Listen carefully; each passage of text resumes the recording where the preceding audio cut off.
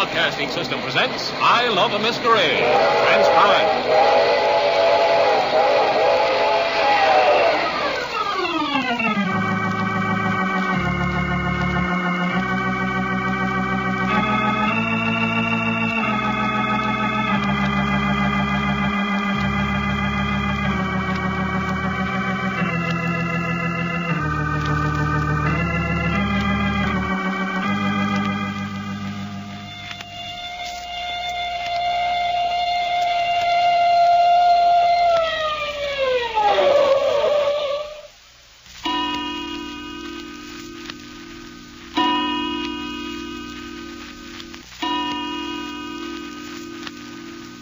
Just as true as I'm standing here. Grandma tried to kill me. Would you go on the witness stand and swear to that, Fay? Certainly not. This is a family affair. Nevertheless, it's true. You're mistaken, Fay. I'm not. Yes, you are. Because at the time you say Grandma was shoving towels saturated with chloroform under the door of the closet you were locked in, she was lying unconscious at the foot of the stairs on the first floor. No, I tell you... That's right, Fay.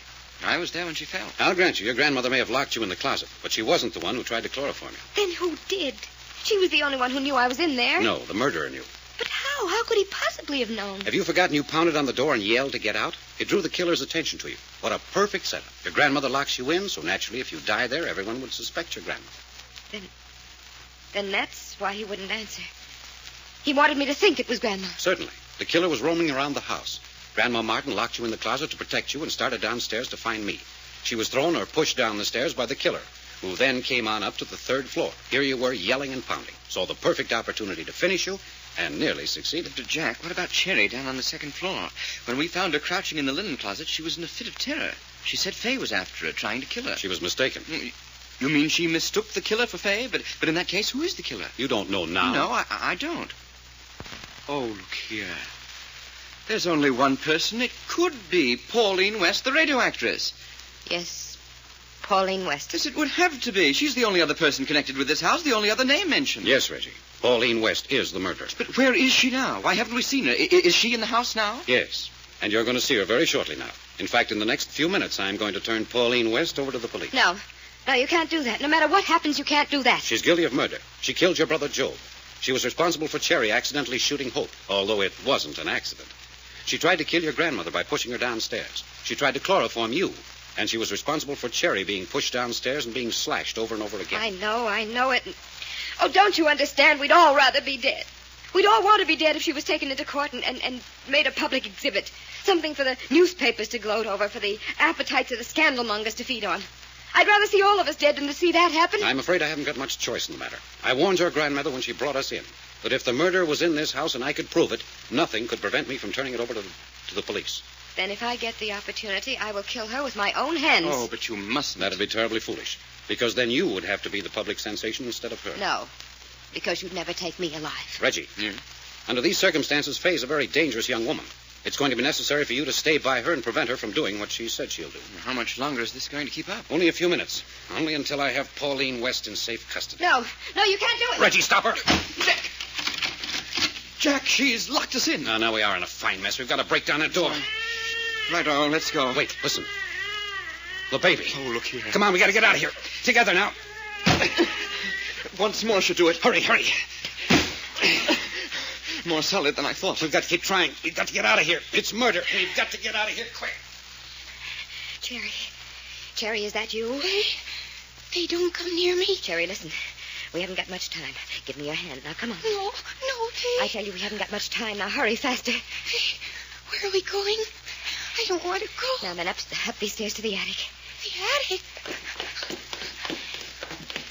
Faster.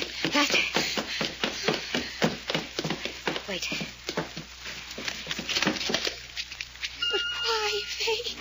Why? Come on.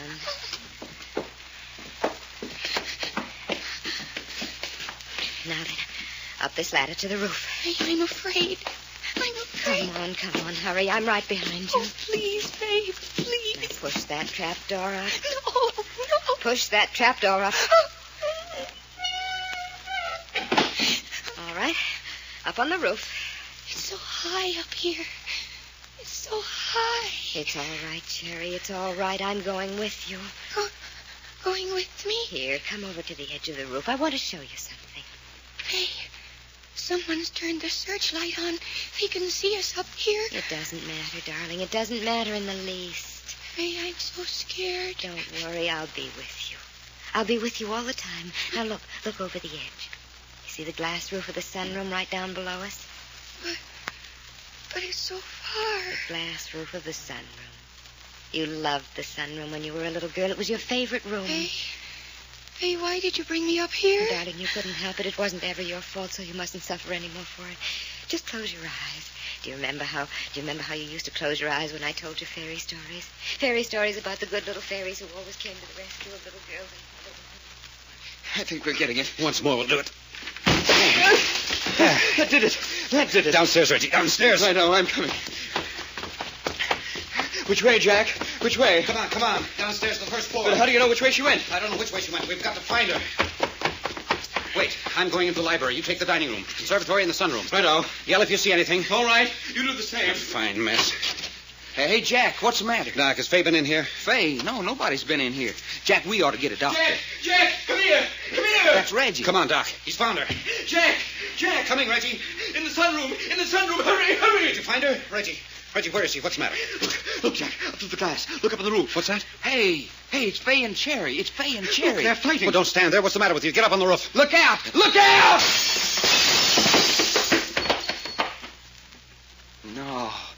No, it shouldn't have happened that way.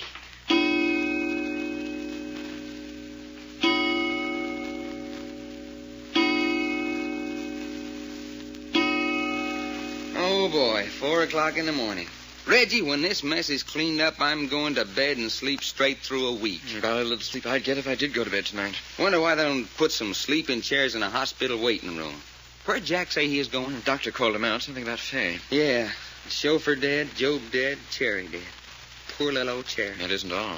Huh? Hope in the hospital with a bullet wound, Grandma here with a broken leg, and Faye here with a fractured skull. Man, when Cherry and Faye high-dived off that roof and down through that skylight... Would you mind not talking about it? Yeah.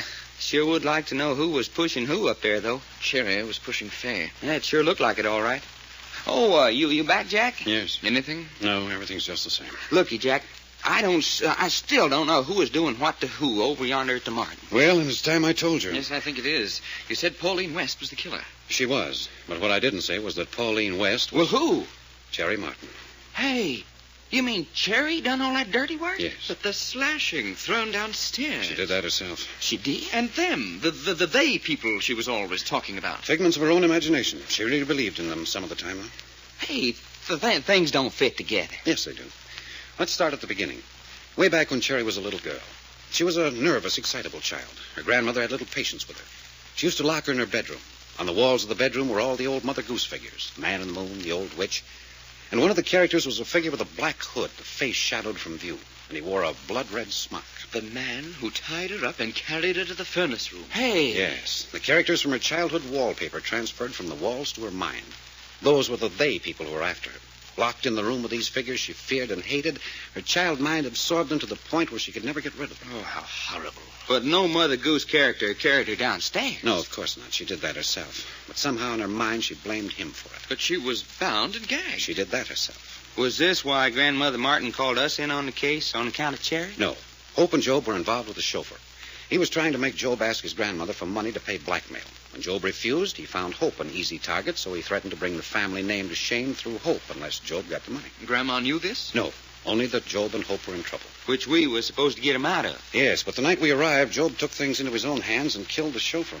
Job really did do that then. Yes, Cherry actually saw him. And that's what set Cherry off. She was shocked and afraid, but she saw how easily people could be killed. She was right on the verge mentally anyway. That finished. She killed Job. Yes. She was impelled to kill Job because she knew he was going to be found out. But how? Well, she watched where Job hid the gun and got it. She took it out on the porch to that big urn that sits right in front of the library window. She fastened it in place, pointing right to the chair Job would sit in. I say, she knew he'd sit in it because Grandma Martin always made each one sit in his own chair? Yes. Then she fastened a heavy black thread to the trigger, ran it over the muzzle of the gun, in through a crack in the window to her chair. So that's how it is done. Yes. When the gun went off, the bullet cut the thread that was holding it in place, and it fell into the urn out of sight. I say. Only a mind in that condition would have conceived such a thing. But it worked, and it made Cherry look innocent. And then Hope found the gun. Yes, before Cherry could get it and hide it. Hope suspected Cherry because she had said they would get Joe before the police did. So she came up to Cherry's room while you were with her, Doc. Yeah, that's right. The minute Cherry saw the gun, she knew that she had to do something desperate, that Hope knew too much. So she pretended to struggle with her, but deliberately turned the gun on Hope and shot her. Boy, murder. And me standing right there. Then I discovered Pauline West. And when I mentioned the name to Fay, then Fay knew that Cherry was guilty. Well, I don't get that. Why? Because Fay knew that 2 or 3 years ago, Cherry had tried to be a radio actress. To keep the rest of the family from knowing, Cherry had taken the name of Pauline West. She wasn't a good actress, but they discovered she could cry like a baby. What's that? Exactly. Cherry was the baby. She'd done baby imitations on the radio. Doggone. Fay had forgotten all about that. It happened so long ago, but the minute I mentioned Pauline West, she knew at once. So now she had to kill Fay to keep a secret. Yes, that's why I insisted Fay be guarded so closely. Well, who bopped me on the head when I was taking Fay upstairs? Cherry. She wanted you out of the way so she could get at Fay. But Fay didn't wait. She ran up to her grandmother's room. By this time, Grandma knew. She knew Fay was in danger, so she locked her in the closet so Cherry couldn't get at her. But Cherry did get at her with chloroform. Yes. It was also Cherry who tried to chloroform Hope. Boy, and such a pretty little thing. But why push her grandmother downstairs? Well, this time Cherry was so unsettled in her mind she didn't know what she was doing. But that roof business, how'd Cherry ever get Fay up on the roof? And what happened up there is best left alone. You ain't a-talking? Case is finished. The House of Martin has fallen. They, those little people, have succeeded just as Job said they would. Now let's forget it. I'm dead tired. Right. Yeah. Poor little feller.